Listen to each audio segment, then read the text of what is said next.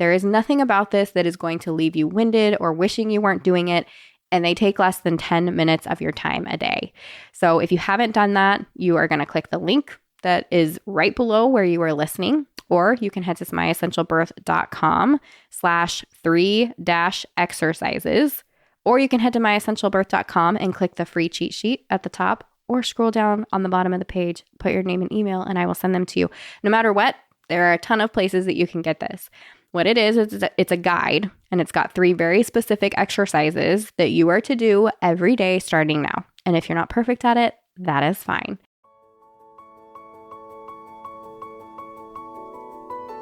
Getting pregnant and giving birth are 2 of the most exciting things you can ever hope to experience in this life. The moment you think you could be pregnant, you're frantically searching for all the best information, which is why you're here today. I'm Stephanie King, and with my many years of experience as a professional childbirth educator, doula, and lover of all things pregnancy, birth, and postpartum, I'm here to make preparing for your birth enjoyable, empowering, and totally easy. Each week, I'll cover different topics, interview professionals, and get into the nitty-gritty birth stories from mamas just like you. And when you're ready for more, you can join me in the My Essential Birth course at myessentialbirth.com, where I take you step by step through exactly how to prepare your mind, body, spirit, and partner for a birth you love. So let's get started.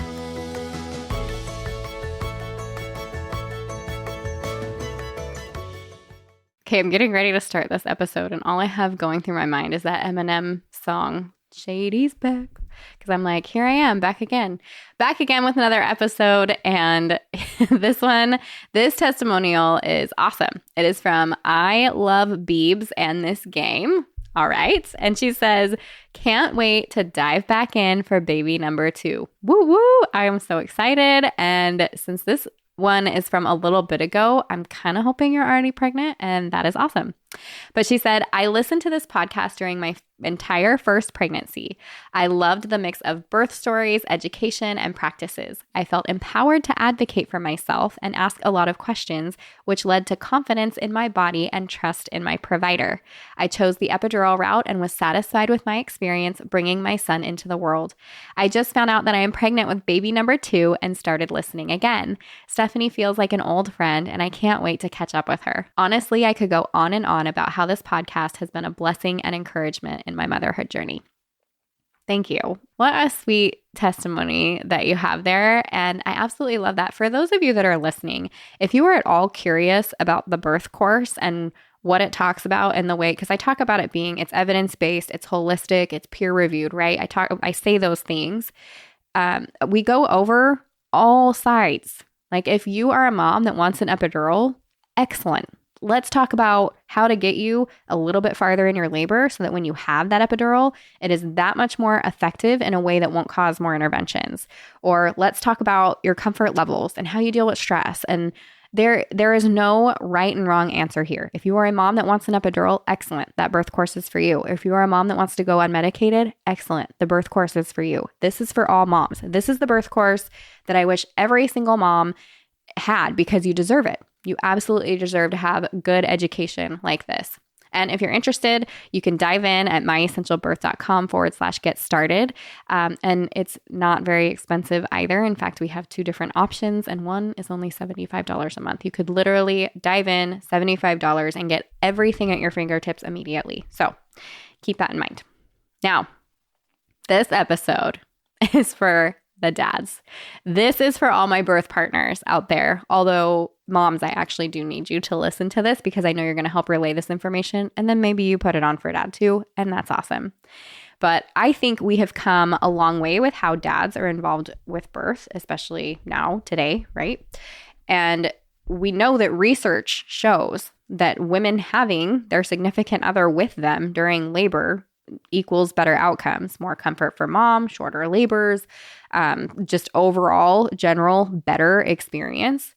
And I think a lot of times, most of the birth prep is focused on moms, which is obvious. We're going to do that because that is the person giving birth.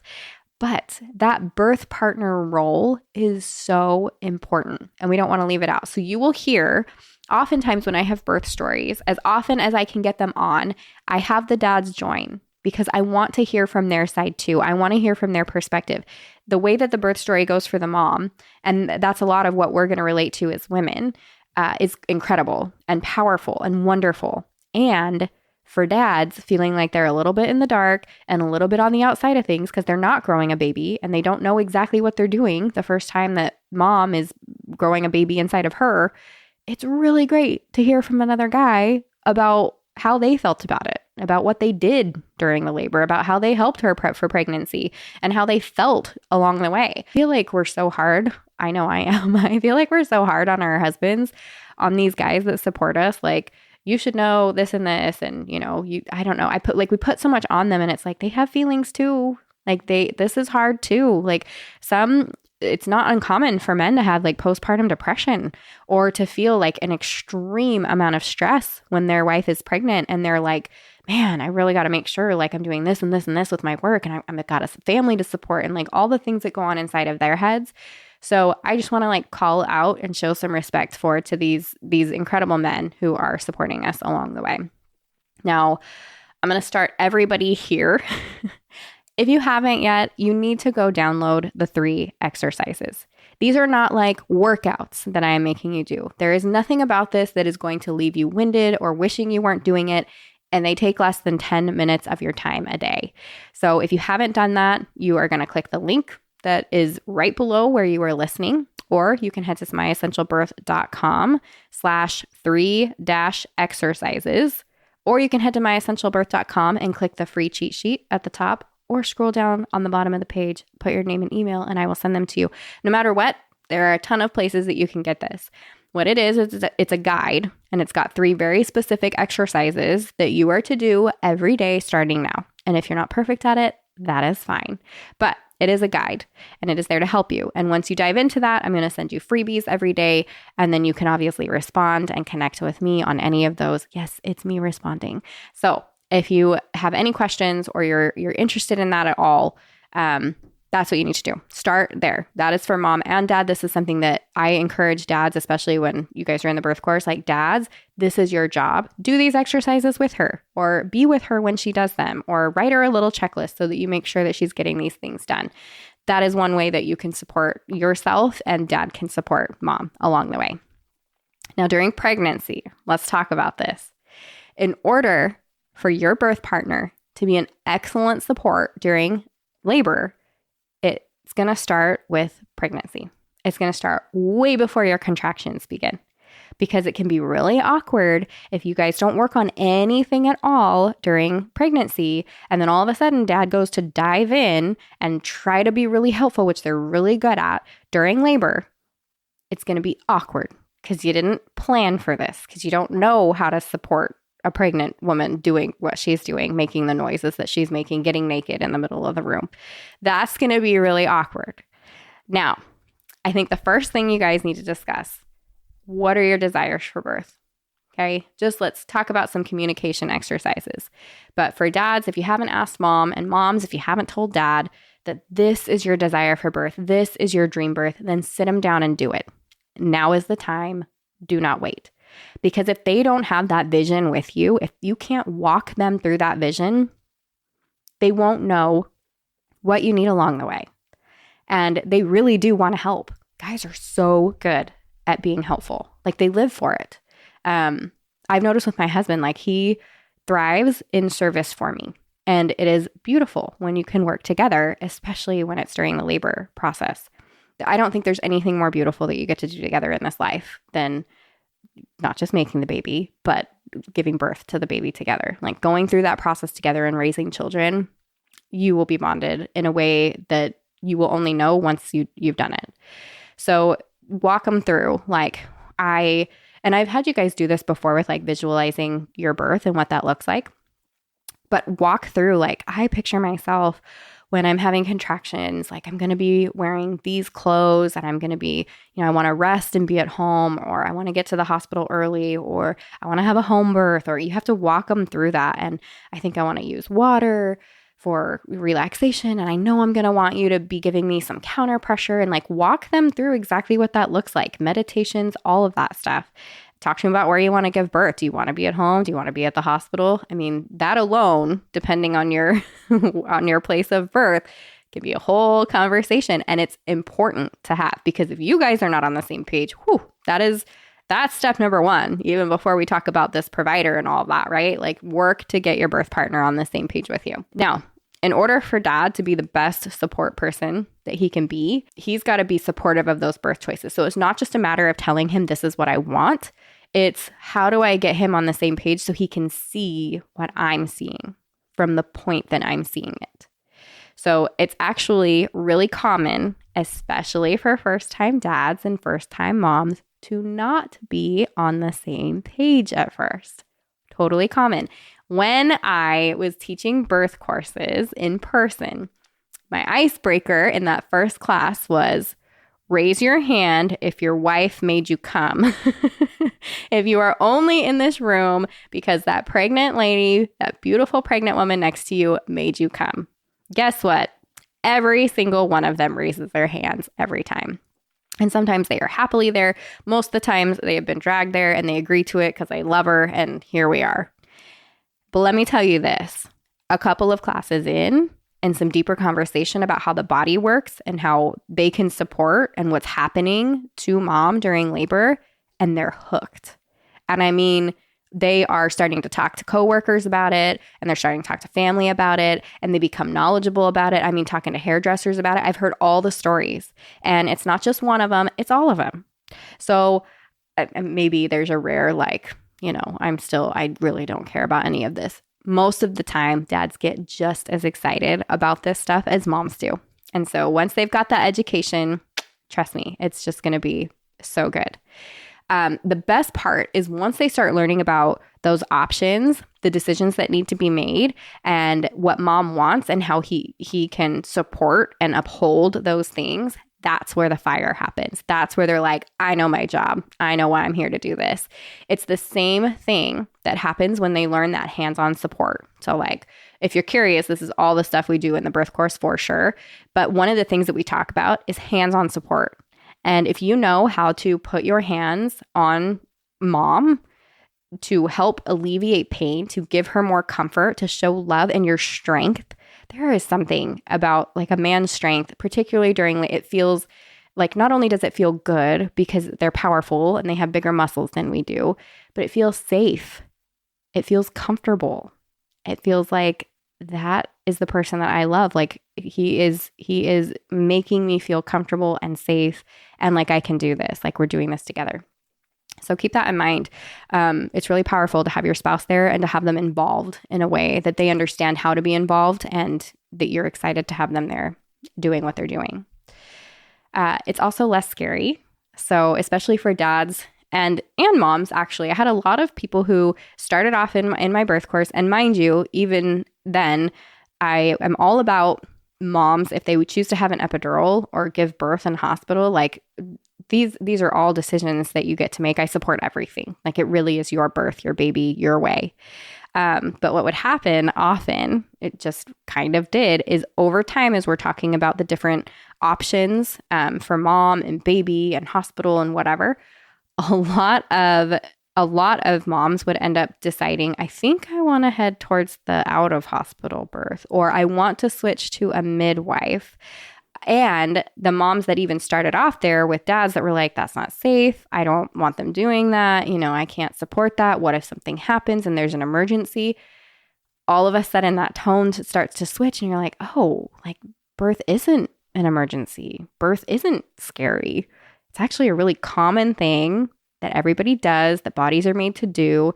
And when well supported, we know it's safe to do in all these different settings. So it takes the scary out of it, the fear of the unknown. And that is really important for dads. And if you don't dive into the birth course, fine, but you're listening along with these podcasts, and that's where you're going to want to take dad. So if you're not in the birth course, great. Take him to the podcast. These are, and listen through them. And as you're going through, we actually do have a list of, and I'll post it actually. I'll put it in the show notes. We have a list of our top episodes to have dads listen to. And that's based off of you moms saying, I had him listen to this. I had him listen to this. Like these were my favorite ones. Those are the most helpful. Then have him listen to those. And it's fun. After a while, we've definitely had a lot of dads that are like, I feel like I know Stephanie. And like, yeah, we just put it on and we listen on our car ride to wherever. And we just like chit chat about life and make jokes about things. And it's just fun. It's just part of what you're doing. And that is the best way that you can do it. Obviously, where dad can learn everything he needs to know. If you guys do dive in or you're interested in the birth course, that's going to take you step by step through it. If it's not mine, choose another good birth course. I am here, like I created what I created. I talk about what I talk about because I know the difference that it makes. So as long as you are doing something good to prepare together, I support you. And I totally think that you should be doing that together. Birth stories are another one. Now, when you hear an excellent birth story on this podcast that resonates with you, that's the one that you want to pass on to dad. He might not want to sit and listen to all of these birth stories. Maybe he will, and that's totally awesome. But if he doesn't, you pass on the ones that evoke the most emotion and make you the most excited for your birth, because that's what you're looking for. You're like, this is what I want my birth to be like. Like, take a listen to this. That's what you send him. Labor rehearsals are another thing. Obviously, so good to practice with your birth partner. Practicing counter pressure, like I talked about, different ways to be able to do that, and going over a birth plan or a birth map. And that comes from being really educated about your different options, right? Like I've said like a million times, like for me, something that was really important for me, and I put it on the birth plan because it was that important to me. I don't want an IV and I want to wear my own clothes. Those were huge. You might have your own things. Like, I can't tell you how many women don't care that they're in their own clothes. Like, I don't get it. But for them, they don't. And so it doesn't matter. It doesn't need to be on there. But other things that might really matter are like intermittent monitoring, like, or I don't want to have any vaginal exams. Like, that stuff matters. You need to know, in case things go sideways, like, what does that look like? Am I involved in the decision making? Do I have an idea of the benefits and the risks and the alternatives, and trusting myself and being able to say no? Do I really, really know and believe that? Because let me tell you this, when you are face to face with a provider who is telling you, this is what I recommend, and you feel even coerced sometimes in specific situations, or even if you don't, but they're just listing off the things, and in your head, you're like, that doesn't sound like what I want to do, but you are faced with it face to face. It is not easy to be able to say no. Now, for some women, it is. Some personalities, it is. Some Enneagram numbers, it totally is. For the rest, it is not. And so if you know that about yourself, you're going to have dad there advocating with you, advocating for you, knowing what you really want, even in the face of them being uncomfortable in front of a provider that's recommending differently. So keep that in mind. Pain management, that's something that you're going to have to talk about, right? Do you want an epidural? Is there a point where you're like, I would like to try it unmedicated, and when I get to this point, I would like an epidural? Or here's I always do like a word. I use a word with my clients, like, let's have like a fun word that is not epidural, that if you reach a point where you want one, and even if there's providers in the room, you can be like, man, I'm really craving some cotton candy right now. Or I really want a Twix bar, that I can catch on to and be like, oh yeah, let me see what I have. And then make sure it's a safe space to be like, let's talk about it. What are you feeling? Why are you feeling that way? Let's get that stuff out, right? So pain management is something to discuss there. There's no right or wrong answer. Moms get epidurals and have excellent births and love their births. Moms choose to go unmedicated, same thing. It really is up to you. You get to decide. And so being able to work through that and talk with your birth partner about what is going to be best for you and what you really want to be able to do, it's going to be really, really valuable. I am also going to link for you guys. We have a customizable birth plan download. So if you are already part of our email list, you'll get that this week. And if not, go ahead and check the show notes and it will be there. And of course, be prepared, dads, to be at Sonic at 11 p.m. to get mom some kind of milkshake because cravings are real. And when you're very pregnant, especially, you're like, I don't care. I need it now. If you're like me, like you guys have heard this, all of my years of education, all of my babies that I have had, when I hit 40 plus 1, so I hit my 40-week due date, guest date, plus 1, so the next day, I was like, why are you still in there, baby? Get out. And when baby decided he would do whatever he wanted to do, I was like, fine, every day you're in there, I'm going to drink an Oreo shake. And I did. And it probably wasn't the best thing for me. I can't say it made me feel super great, but I felt a little rebellious and a little bit delicious. And my husband would bring that home from work every day that last week. I don't know. Maybe that made my labor longer or something terrible, but that's what I did. So dads, just be supportive. Let's talk about birth. Now, once those contractions start, dad actually has some good jobs to do. It keeps him busy, and it helps him know kind of where things are at. There's a couple of things that you can do. I always set them up with use the Full Term app. So if you do not have Full Term, it's a free app. Download it on your phone. You're going to go wherever they have it right now. And I believe it's on Android and Apple. So you're going to go download Full Term. And it's a pregnancy contraction timer. It has a start and a stop. And you can edit as needed. But it will give you an idea of how close the contractions are to each other and how long they are lasting. And that is one part of the whole vision for where mom is at during labor, right? So your job's to time them. And then especially because mom will probably do this at the beginning, but certainly as time goes on and she's focused on what she's doing, she's not going to be clicking a button every couple of minutes. Or if she is, you're going to want to say, let me take that over for you so that you can focus on what you're doing and you'll keep track. Time is one part of the equation, right? Like we tell moms go in 3-1-1. So when your contractions are 3 minutes apart, lasting a minute long for at least an hour. And maybe that's, first time mom territory. You know your body best. And with that next baby, maybe the different sensations and things, you'll choose to go in different. But that's where the rest of it comes in because it's not just about timing. It is about how mom is reacting to her body and how she's tuning into her body. And so like earlier in labor, for example, moms are more excited. Oh my gosh, I'm in labor and this is it. And I'm having contractions and they're probably spaced farther apart and she can still talk through them and walk through them. As time progresses, even if they stay farther apart, like if they're not the 3 minutes apart or whatever, even if they stay farther apart, if they're becoming more intense where mom is now stopping, like she'll be walking and when she has a contraction, she has to stop. She is closing her eyes and focusing. She's breathing through them. She's making noise even to get through them. That's different. Then you're not just looking at the contraction timing anymore. You're looking at the whole picture. But generally, contractions become longer, stronger, and closer together as labor progresses, and then mom's attitude will change. Kind of the joke that we say, right, is if you're walking out the door and you go to snap a picture and she's able to smile, might be too soon. If it was like I briefly looked up from my eyes being closed and I snapped a quick smile picture and I went right back down, that's different. But if she's like waving to the camera and saying her final goodbyes and all of that, it might be a little bit too early. And no, again, that's not totally true. So, but in other words, you want to keep track of that whole when mom is in labor land, as we like to call it, and her focus and all of that kind of stuff. The other thing you want to make sure to do is dads are in charge of packing the car. And that can include making sure you have a nice cold water that she can take with her. If you value your car and your car seats, maybe you bring some towels and some Chucks pads or some pee pads if you have dogs.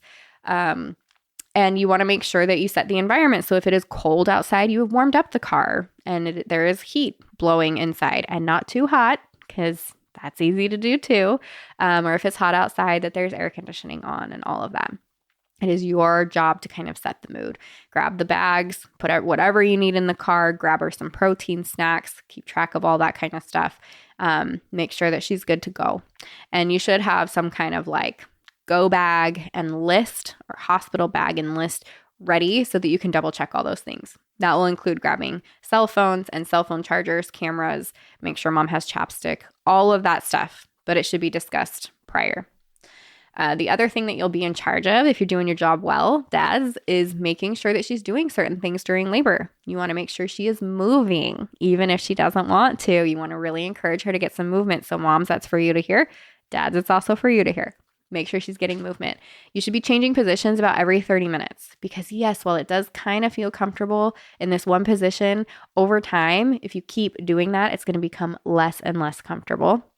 And what we talk about is the pain gate theory and all of that. And in other words, if every 30 minutes you're changing positions, you're going to mess up those pain receptors that keep steadily flowing and saying this is becoming more and more painful. You're going to confuse them a little bit and give her a little bit of a break, and also allow baby a different position for moving, because babies do all kinds of movements during labor, and it's why it's so important for mom to not be stuck in a bed and have the ability to move around unless she has an epidural. Now, make sure that she's emptying her bladder. That is also on you, dad. Labor time, she should be, when she's moving, every 30 minutes or so. See if you can get her to go to the bathroom. If not every 30, do every 45 to an hour. But movement, bladder, and make sure she is hydrated. Make sure that she is hydrated. If she can't go to the bathroom because she's dehydrated, you have a major problem. Dehydration causes stronger, more painful contractions and less effective contractions. So our body runs on water. She needs to have lots and lots of water, and then make sure she's got some kind of protein snack with her. And I say take honey sticks as well instead of those popsicles or the soda that they're going to offer you at the hospital or your place of birth, depending. You want to make sure that she's got something like honey. Honey is great because it smacks you up really quick. It gives you that like sudden burst of energy, but it tapers off, whereas sugar takes you up really fast and drops you really fast. So that's why we recommend honey.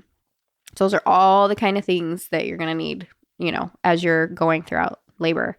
And then you will have already practiced things like counter pressure and talking softly and asking her what she needs, and massage. That should have already been practiced before. If you guys are not practicing massage during pregnancy, you're not going to get it right during labor. Maybe an occasional, I love you. But if it's not like normal for you, to like mom's going to bed and you're massaging her or whatever, or you actually like take time to practice it, it's going to be awkward. It's going to be like, why is he doing that? We don't normally do that, but it can be so good during labor. So I recommend practicing it. And the best part about this, dads, this is the part that dads get excited about.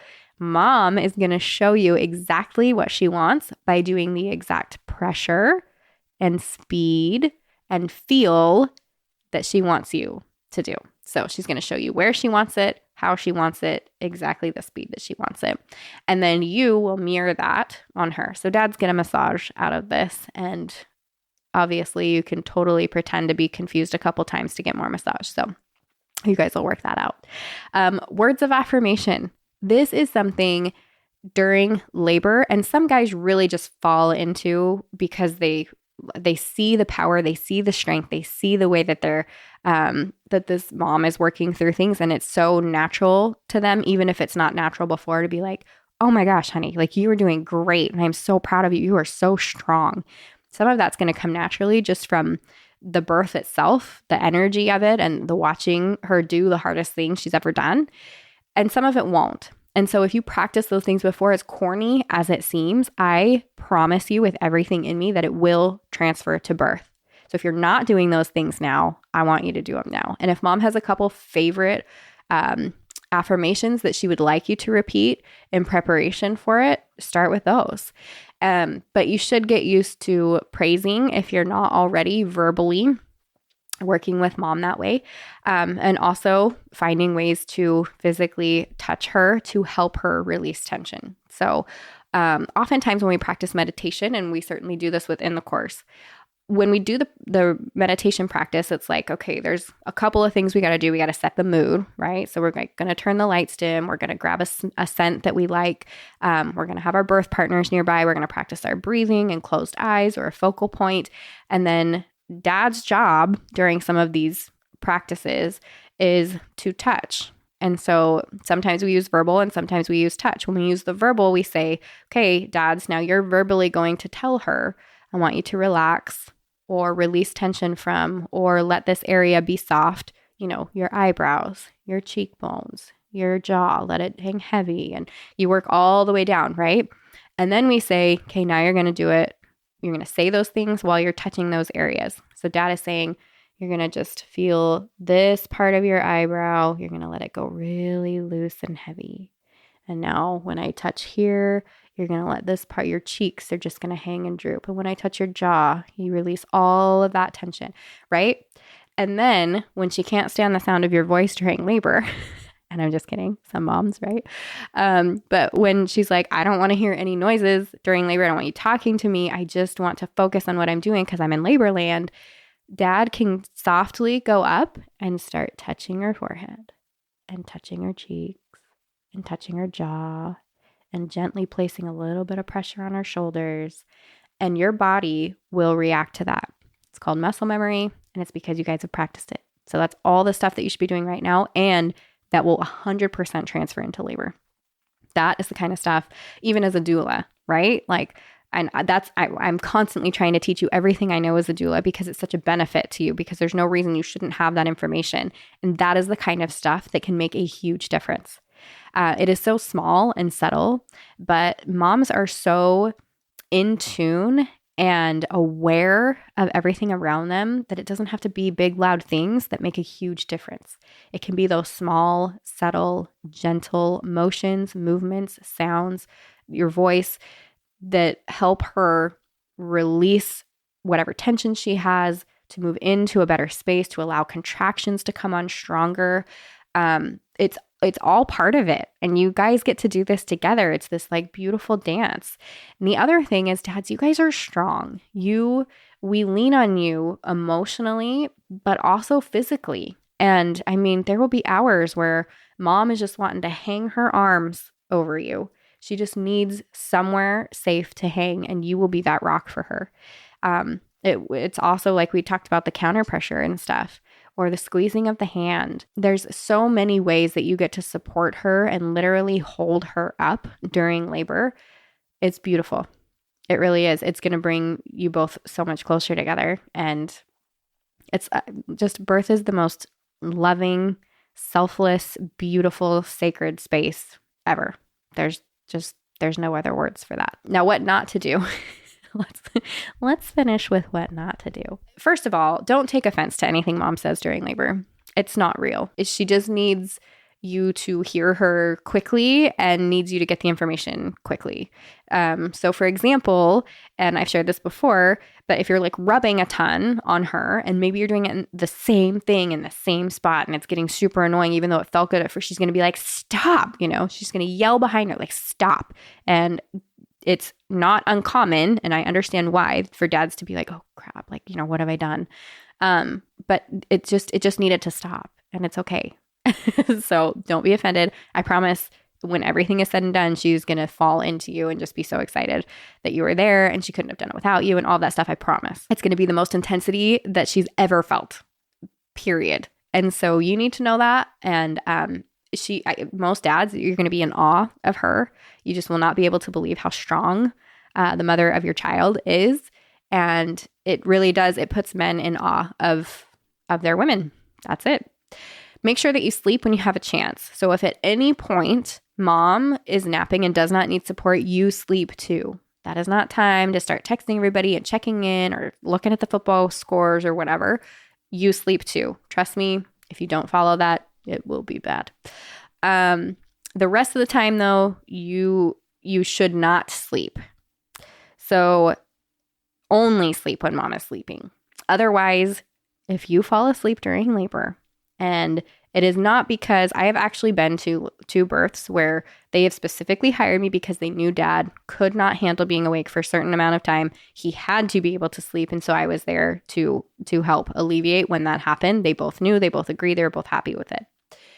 But if that's not the plan, then that's not what you should be doing. Unless you just got off of like some 12, 14-hour shift, you haven't slept in days, something like that. Like, you really do need to be a part of the labor process. So be an active role during that time. Making jokes. Okay, there is a time and place for this. My husband did it, and I actually really loved it. Like, we're super jokey with each other, personality rise, right? But don't just start making off-the-wall jokes for no reason, or something that's supposed to be funny that could be offensive, particularly towards mom. Don't do it. That would not be a good one. So just keep that in mind. And then sometimes jokes, like even when they're fun, like contractions are not easy. And the more they go on and the more, like, if jokes are added in, like, laughing can hurt. I know that sounds like so silly. But she might hit a point where like it's funny at first and then it's like, ow, that's like, ow, funny. And then she might be like, okay, like, you gotta stop. So just, be aware of that. And then don't forget to take pictures. Even And you know your wife best, or you know mom best. And so definitely communication on this, but you're going to wish you wanted that somebody took pictures. Like moms are going to wish that they had pictures. I wish I had more pictures. I was so grateful that my doula took pictures during my last birth. I didn't have pictures during the births of any of my children until the last one.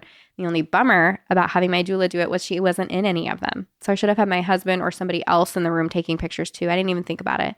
So you'll want the pictures. You can always delete the ones that show too much or you didn't make a good face or whatever. But I promise those are going to be pretty precious to you. So if you have an opportunity, absolutely take the pictures. Okay, well, pregnancy and birth is mom's role. She's the one growing the baby and all of that kind of stuff. You guys are doing this together. I kind of want to like close out with that thought process that this is not something meant to be only for mom to know about, only for mom to be educated about, only for mom to be experiencing. This is something that you guys do together. You made this baby together. You're in this relationship together. You are committed to each other. And this whole, as soon as baby's born, you're going to be doing it together. Like this is the time to really bind up, be bound to each other, work through things, communicate with one another, and get to the other side of this birth process together. And I promise as you do that, I promise as you make yourself available and you work through this with communication and those hands-on techniques and whatever tools that you can have to educate yourself around the process and figure out how to love her in this space, the both of you are going to be so blessed for that. Like I've said before, there is nothing like labor, birth, parenting that bonds a couple. And this is where it starts. This experience, I think, is kind of that like jumping off point to the rest of your lives together. And it's beautiful. It's magical. It's sacred. There's nothing like it. And I hope you feel a little more prepared to do that now. So until next week, I hope you guys have an excellent, excellent week this week. And work hard together on everything that I've given you. And as always, if you have any questions, it's hello@myessentialbirth or @myessentialbirth on Instagram. And I will chat with you later. If you loved what you heard today, the very best way to support this podcast and help other moms to find it is to leave a quick review. I read one at the beginning of the episodes, and I would love for yours to be next. And if you're ready for even more pregnancy, birth, and postpartum goodness, come join me in the My Essential Birth course at myessentialbirth.com, where I will hold your hand and walk you through pregnancy and birth step by step so you're totally prepared for a birth you'll love. See you next week.